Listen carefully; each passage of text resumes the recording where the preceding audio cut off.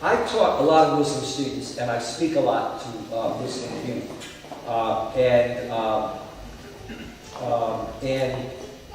And I'll say what I've said now for about 30 years. And it's different for many of you who are now a different generation of parents. And I realize that things have moved along. But, you know, part of the challenge when you're a minority, any minority, religious or ethnic, is how do you become part of the society and yet retain your identity, whether it's issues of dress, of culture, of how you speak, of how you... I got to a point where I was the first generation to go to college, and then, you know, in my family, you know, education was emphasized, got advanced degrees, etc. But I did get to a point where I thought to myself, if I walk like them and I talk like them, here I'm talking about the white Anglo-Saxon Protestant establishment, which was dominant in my day, no longer. Ethnic Catholics outdistanced them. But if I walk like them, I talk like them, I think like them, where am I going to go? And in fact, I was stopped from going for my first advanced degree by a professor who said, for a degree in philosophy, that the problem was that I had the kind of personality that could excite students. And so when I said to him, well, what should I do? He basically imitated himself. And it was like a B movie of a British professor who spoke slowly, etc. I think for many American Muslim parents, it's the question of how do you do that? How do you think it's going to be American and Muslim? And the last thing you want to do is communicate that there are significant fault lines.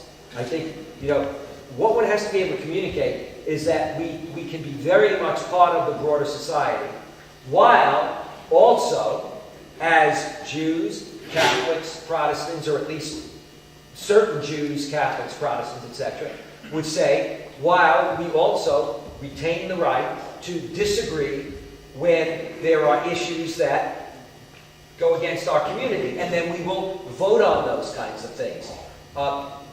If that doesn't occur, if there's not enough of a sense of that, it puts tremendous pressure on kids. And even kids who sometimes seem integrated at a certain level have the sense that I'm disappointing my parents because I'm going to be somewhat different than they are.